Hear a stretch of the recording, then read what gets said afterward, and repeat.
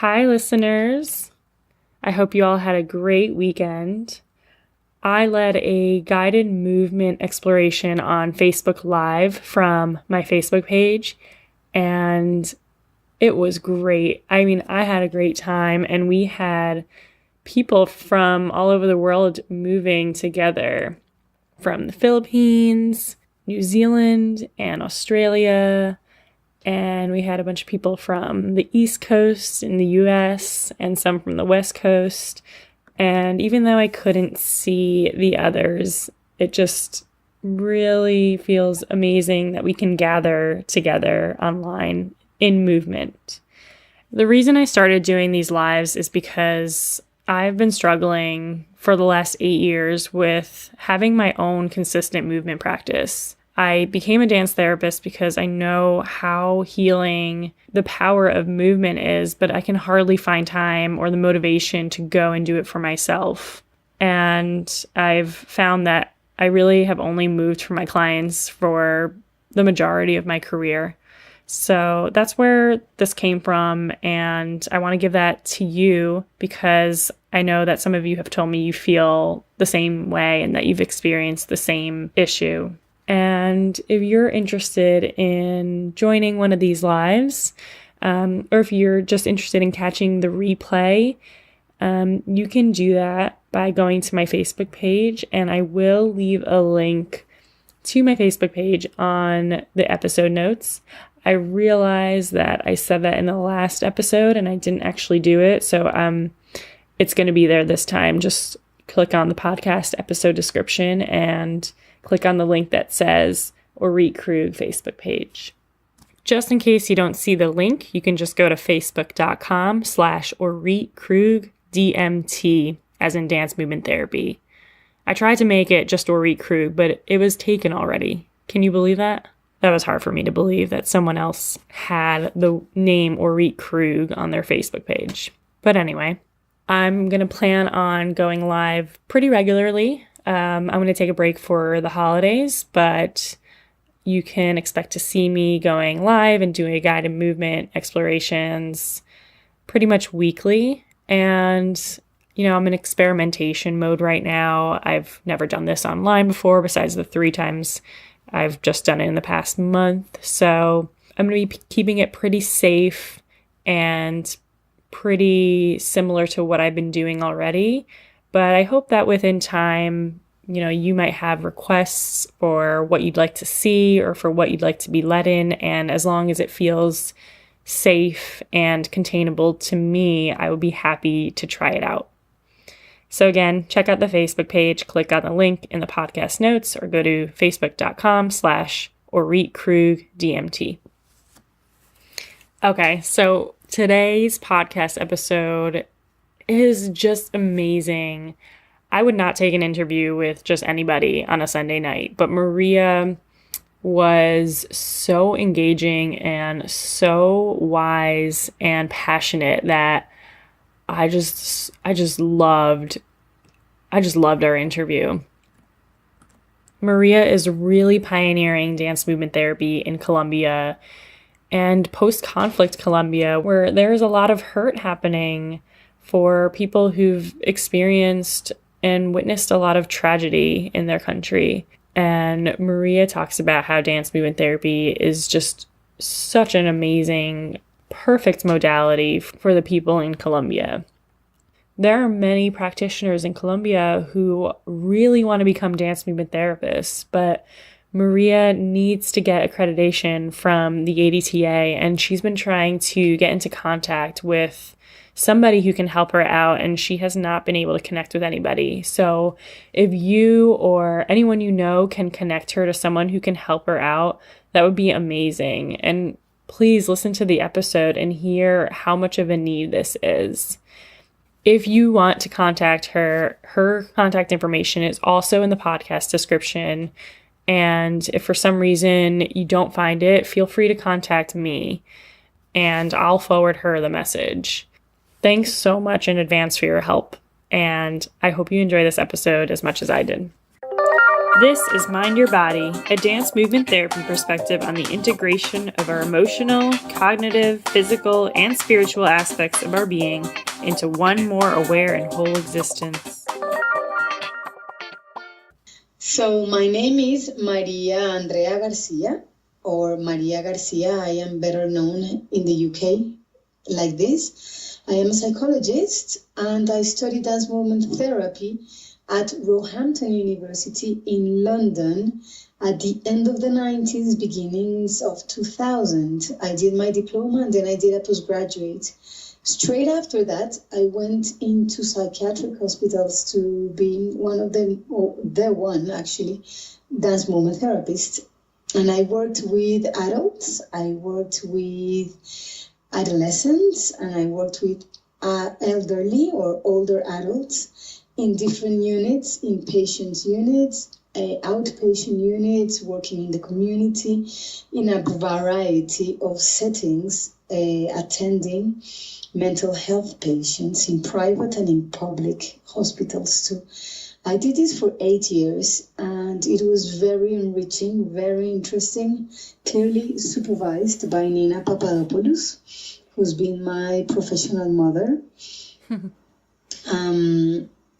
Thereafter, I wanted to teach. I always had a dream. I am Colombian from South America, and I always had a dream of bringing dance movement psychotherapy as a profession to Colombia, or as a master's, as a profession of health. And I tried to come in 2008. Well, I came to Colombia, and I had a sabbatical year. The idea was to see if the soil was fertile enough to put my seed inside. And I recognized it wasn't. So I jumped on a plane again and went back to the UK. I had started my master's, in 2003. And I finished it. Oh no, even better, even later, actually, 2006 perhaps. And I finished it. I did it with adults with dementia in a center close to London. I worked with them for 1 whole year. I got a grant actually to do that study from the NHS. And it came up successfully. And my supervisor was Beatrice Allegranti at Roehampton. Once I finished all that and I had all those tools in my pocket, the MA, the postgraduate, the diploma, and all that experience in psychiatry, I decided I wanted to study teaching. So I did a PGCE in the UK, it's a postgraduate certificate on education, on higher and further education. And I became a psychology teacher in colleges for 5 years, just for the sake of having experience teaching, as I wanted to come to Colombia to teach movement psychotherapy. And what happened? I also created a program for the university where I graduated, which is Richmond International American University in London.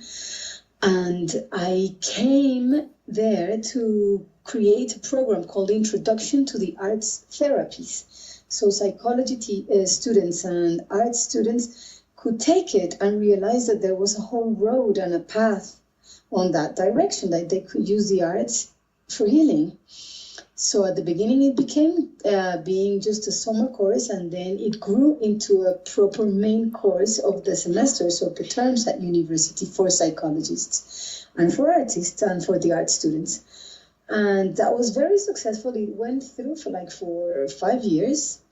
In the meantime, I was also doing Aikido. I did Aikido, Ki Aikido, and contact improvisation for 8 years in London. And I think that taught me so much and gave me such an embodied experience.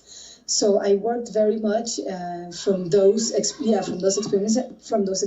I also learned with Prapto, which is Prapto Suryodharma, a teacher from Java, natural movement or American movement, which taught me a lot from that side. In the meantime, I was also setting up my own practice and running short weekend workshops on introduction to dance movement therapy in London. And well, that was all my experience amongst going dancing, partying, traveling, living, getting married, all these things that you do as a person. Yeah. After that, I decided that it was time actually to start coming back to Colombia.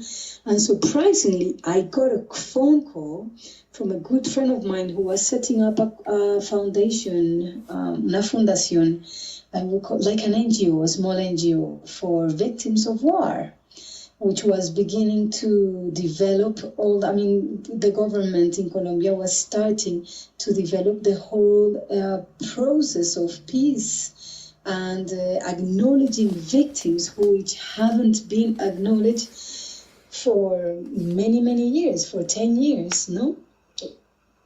Mm-hmm. So this friend of mine invited me to come to Colombia to see if dance movement therapy could be useful for some adolescents which parents had been victims and of extreme poverty, who were suffering from anxiety and depression and were at risk of going into gangs. So I came over a summer in 2010, August, and I did a program. I taught some dancers some professional dancers who worked in the community. We did a 56-hour intensive course on tools from dance movement therapy, and they applied it into different youth groups. That was very interesting. And then a psychiatrist from Colombia who had measured the mental health system in Colombia, he measured it and saw the impact of this intervention from dance movement therapy tools. And it was very, very successful, and it showed a lot of diminishment within depression and the risk of going to gangs and so on and so forth. And the children reflected upon the course, and they said, the youth actually, they said that it allowed them to contact with their emotions, that had improved their relationship with the parents, with the family, with their peers, and that they gain basically more tools to be with others in relation. So was that the first time that dance movement therapy was introduced in Colombia? Yes. Wow. As far as I know, yes. I only knew about one movement therapist. She's way older than me. She must be 60. And I contacted her, and she said that she studied it, but she never was interested to apply it. Enough. So, I think she taught psychology in a university, but she never saw herself as a movement therapist. And your colleague who called you down to Colombia to do this, was she a psychologist or? She was a psychology student for a while, but she dropped out and she became a cultural, a cultural person. So she would do projects with culture, and this is why she was interested in dance movement to bring it. Okay.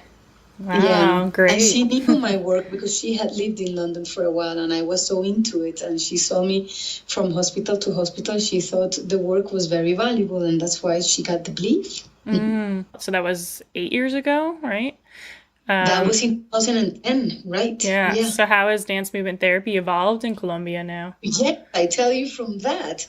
From US, I went back to the UK, and interestingly enough, at that time I also got pregnant, and I came again to develop with them a diploma on body movement and dance methodologies taken from dance movement therapy to start working with victims. So I created, together with other people who were into psychology, dance. One person was in somatics. I was trying to find peers here because at that time I didn't know anyone doing movement therapy here. So I tried to use or select people from similar professions or similar interests. And we built this diploma, and the Ministry of Culture and the unit of victims, which is aligned within presidency, called us and bought us the program. So what we were doing was training community leaders in whole Colombia in different departments. And we were training them with these techniques through the body. These lasted like 100 or 120 hours, this diploma. We were traveling all over the place. And what they were doing processes, actually personal processes, very, very deep processes with trauma, all related with their trauma as a victim of war. And they also replicated it. There were people who were community leaders, as I said before, and they had access to elderly groups, to women's groups, to children's groups, and they replicated the work and inserted somehow these body methodologies within their work. So we were doing this like for 3 years, which was very, very beautiful. I found Colombia and I traveled around Colombia into deep places.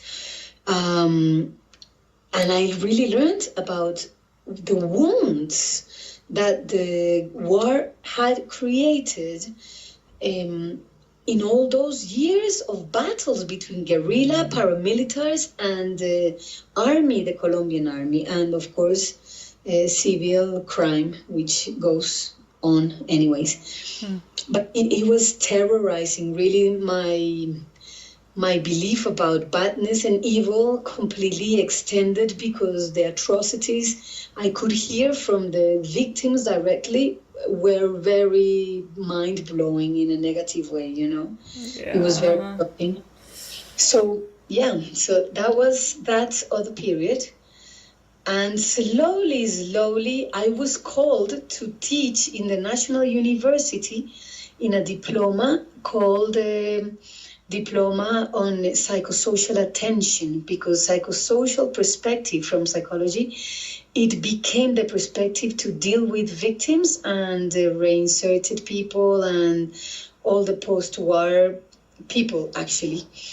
And I was teaching the module of arts therapies in the attention of psychosocial, in the psychosocial attention to victims of war.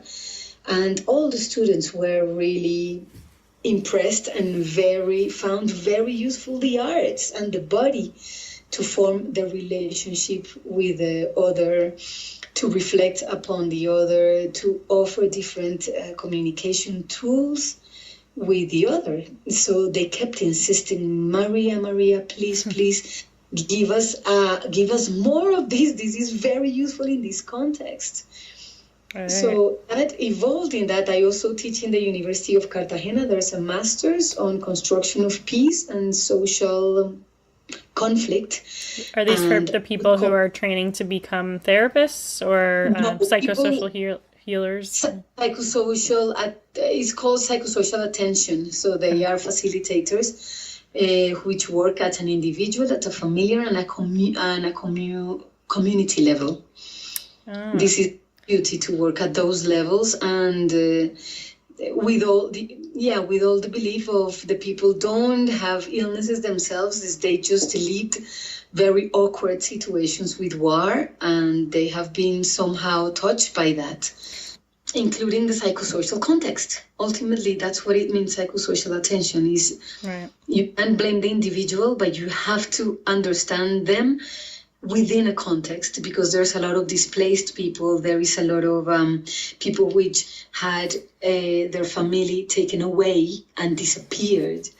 And the violence here has been expressed in many ways, the ones I've just said before. Yeah, so sad. Very, very, very, very, very tremendous horrifying. violent farce. Yeah. Do you think that because it's arts in psychotherapy, the culture is more accepting of the arts in dance movement therapy versus something like psychotherapy, right? Isn't that part of the culture where they don't want to see it as an illness, but it's really more in the context of life events and trauma? Yes, I do think so completely. People, I mean, what I believe is various things. Is one thing is that, remember, in Colombia, poverty is extremely high. So education, access to education, not many people have it. So if you want to approach them through word, through intellectual introspection, through talking, some people don't respond. People are very basic in their understanding of the world, I think, here in Colombia. So the arts, and instead people are so happy, so joyful, and they connect so much with expression. This is it. I think people in Colombia, well, in some parts more than others, but it tends to be more expressive. And I say this in relation to UK and Europe, another population that I know very well. They're very expressive, so they connect to dance, they connect to arts, they connect to music, and that's a way of healing. And also the culture is so rich in that media that people access it easier from their hearts and their emotions.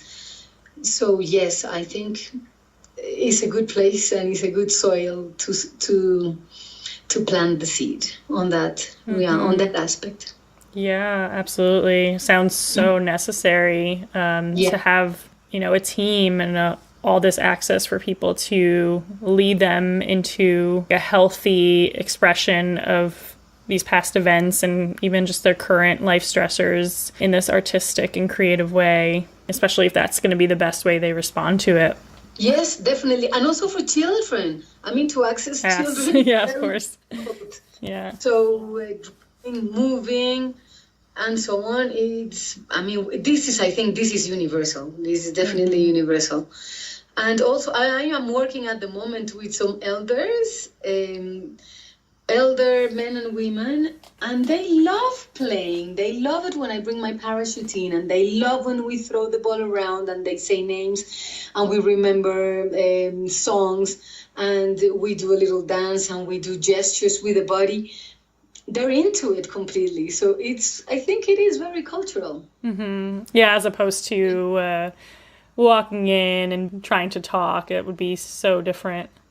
Yeah, they do reflect, but they engage with it. I don't know if I would sit there with a questionnaire or just a conversation. It would last for a little while and they would fall asleep. I think it's it's very useful complementary language to address people and to go into difficult feelings and histories because they have different media to express it. Yes, absolutely. Mm-hmm. Yeah. But I forgot to say something also. How did I enter the psychosocial world? And this is something that has marked my professional life here. Is I worked for the IOM, International Organization for Migrations here, developing together with other colleagues, not psychotherapists with movement or arts, but other lines of psychology. We developed a strategy for the government, for many institutions in the government, of self-care and team care for people and facilitators and carers, whichever profession, psychologists, social workers, therapists, who were working with victims because they were so charged and they didn't know what to do with it. It was very painful. The stories have been so heavily painful and emotionally charged and horror. These are histories of horror that the people, facilitators and people who were attending victims were overwhelmed and totally burned out. So we developed a very beautiful strategy incorporating body language, incorporating performance, narrative, expressive methodologies to work with these people, to help them contain and to help them transmute somehow the feelings and the way they would gather, no? Yeah. From listening to the stories and from dealing with these painful stories. And that really led me to understand deeply the whole psychosocial perspective. So this is how I've been somehow sewing between dance movement psychotherapy, the psychosocial perspective, and contextualizing dance movement therapy in Colombia. I think this has been what life has given me. I really think that when I came from London, I landed in the wound of Colombia directly. Wow, you're making such a difference. Thank you. It's interesting. I also work with paramilitaries in jail. I'm remembering this now. So I've been lucky to be able to see the different voices of war in Colombia. Yeah, but this is what's happening now, ultimately. So from this inspiration, the peace process was signed last year. And the whole environment here is about how do we heal these people that were so much hurt, and how do we articulate the people who were fighting in the middle of nowhere and bring them back to have a life, to have to contact again society and to connect with everyone. I mean, the healing process is massive, and it's not only for the victims, it's not only for the guerrillas, it's for all of us, because we all civilians, all the Colombians have suffered indirectly or directly, but we are all wounded. So I think it's a momentum, it's a moment at this in this right present to be healing. I think Colombia is in a healing process, in a very intense healing process altogether. So we need people, we need many people to have the skills to help the heal and to help themselves, because the healing starts with us. Do you find you have a lot of support and resources to make that happen? I think so. I think there is some money. I mean, I don't know, but I think the whole world has the eyes on us and trying to support the healing process in many ways. I don't know. I'm doing it. At the moment, I'm doing everything by myself, actually. As I was telling you, all this situation, all this experience since I arrived to Colombia, has taken me and driving me to the big decision of saying, okay, I have to set up a program of dance movement psychotherapy. It has to happen. And I've been asking universities, and the psychology departments are very, well, I don't want to judge, but they are still not open to arts therapy yet. So ultimately I said, you know what, if I wait until somebody support, it's not going to happen. So I'm going to do it independently. I have my colleagues from when I graduated in Roehampton who's inspired me a lot. For instance, Andrea Nandi in Prague, and I called her and I said, well, how did you run your program? She said, no, I'm making it independently. I am definitely engaging in an accreditation program with ADTA, and I am doing the program here, and it's so successful. So I said, okay, brilliant. I'm going to start by myself. I haven't found a colleague, because in Colombia that I know, there is one English woman who is a dance movement therapist, Kat Bosk, which lives here, Carolina Paredes, another one from Goldsmiths, and that's it, basically. So there's not many people. So I think by this time I am senior registered within the Association of Movement Therapy in the UK, and that allows me to supervise, educate, and have my own practice. So I have my own private practice here in Bogotá. I have a lovely space, like a studio, where I see private patients, normal neurotics. And very, very seldomly, I see people with mental illness who are in the community, but they need some support. And also I've been running since I arrived, some closed groups of authentic movement. And they've been running for 5 years, like maybe 1, 2, or 3 per year. And it's very lovely. I just finished one last week, and we are continuing.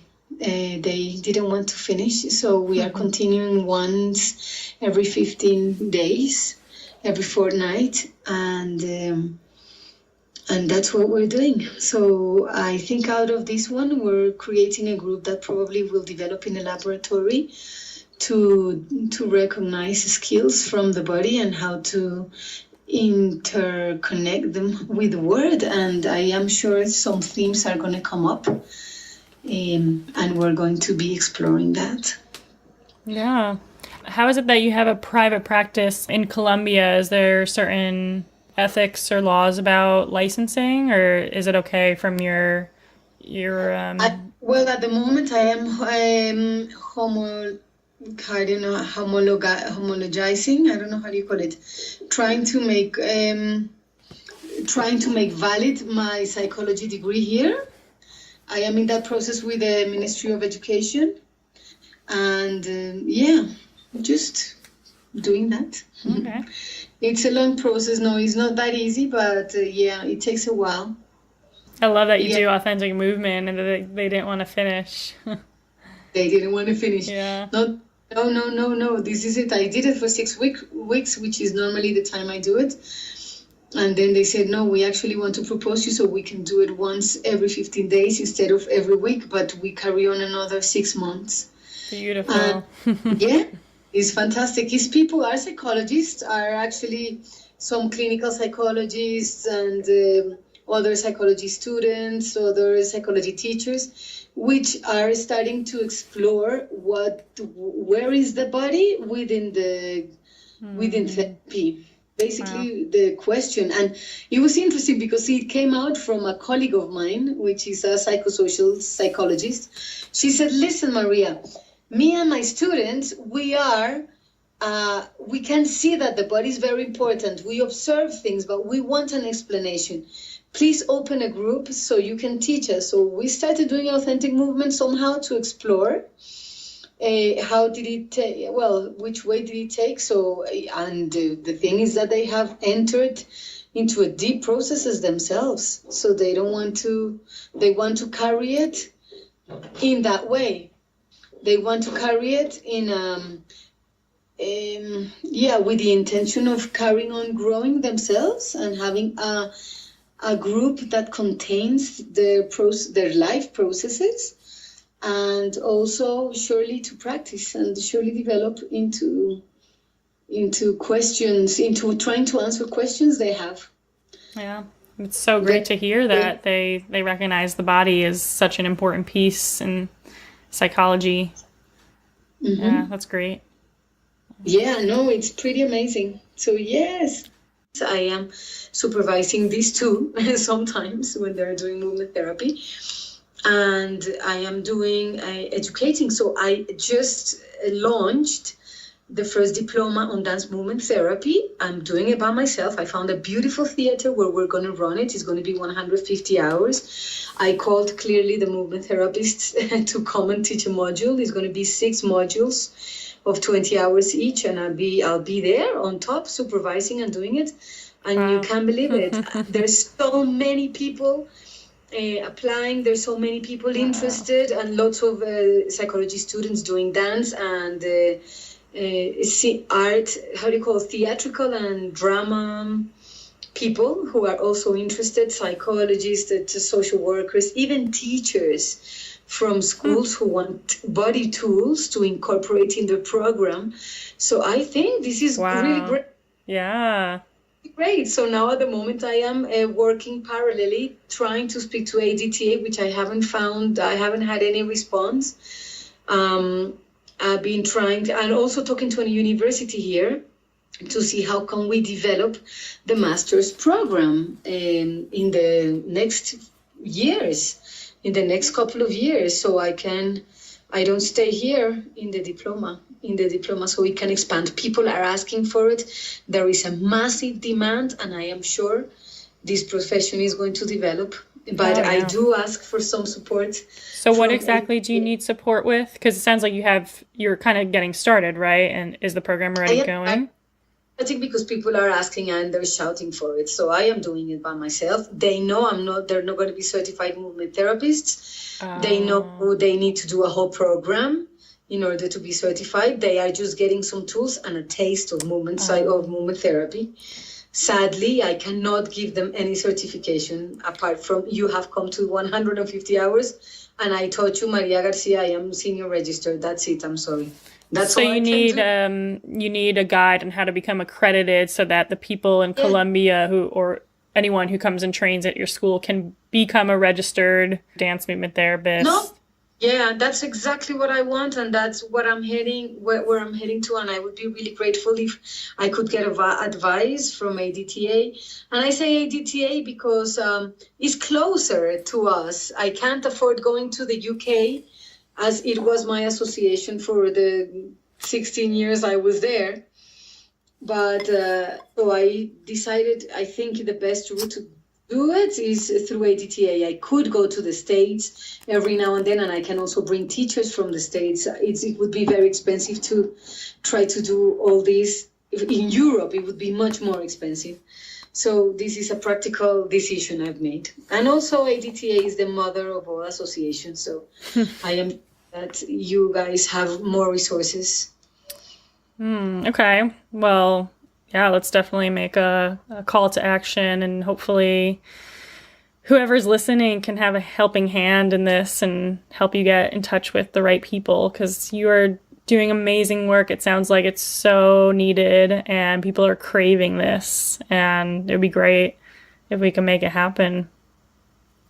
Yes, and this is a word for all the movement therapists. If you want to take a sabbatical in Colombia, do come here. The country is absolutely beautiful, it's safe, and teach and support this program and share your knowledge with us Colombians. It's a big, big welcoming word to all the movement therapists in the world. Do come, please. Yes, I can second that. Yeah. I mean, I just traveled there, but everyone looked at me like, you're going to Colombia? Like, the reputation is still there, but when I went there, I felt safer than when I was in Europe. Yes. Yeah. Yeah, bad, but now we've made a peace process and really it's changed completely. I mean, it's beautiful. The statistic I like to see is that in 2011, we had so many thousands of soldiers wounded in the military hospital. And now their statistics is like they get like 2 or 3 per month. So I think it has seriously changed. And actually in the streets, I see all the time foreigners, all the time, everywhere. There is people from everywhere. This is a beautiful country. It's one of the most beautiful and fullest country nature-wise. We have like climates here. We have Pacific, we have Atlantic, we have a desert, we have beautiful mountains and paramos where the water comes out. It's utterly beautiful. I mean, I am very pleased to be here and working with different NGOs, which I've been doing also in these 5 years, doing programs, teaching, facilitating, and traveling around the world, around the country. It's a gorgeous country. Yes, it really is. Extremely diverse. I fell in love when I visited, so yeah, I agree.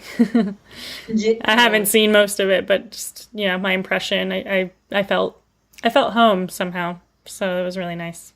No, lovely. We should have met that time. I know. Well, I'll just have to go back. Is that far? No, it's not. And we're almost on the same time zone, so that's great. Yeah. Yeah, it's a massive country with a massive need too. And this is a beautiful way of healing people, and it's a beautiful way of people to be healed, and a beautiful way to connect and to...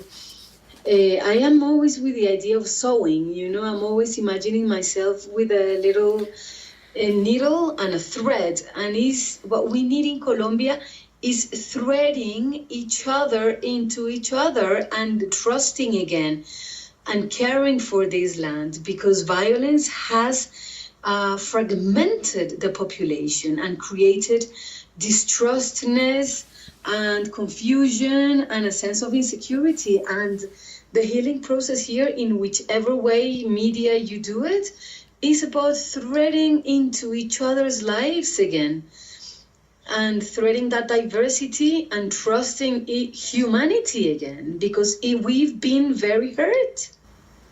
Yeah, and it makes so much sense that dance movement therapy is so needed, because there's so much culture around music and dance. And when I went, we saw dancers in the park, many different parks. So it was just out there everywhere, everywhere we turned, there was dance and music.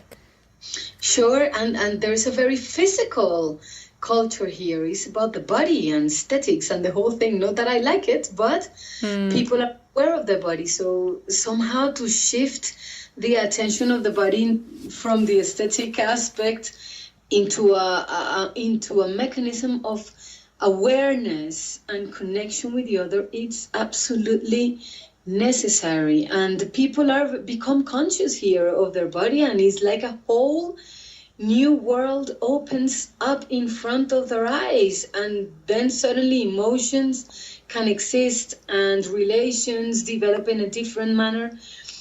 It's very incredible. I mean, I trust movement therapy incredibly much because I can see the effects it has in people, just the awareness of the body, of their movement, or their emotion within the body and their sensation.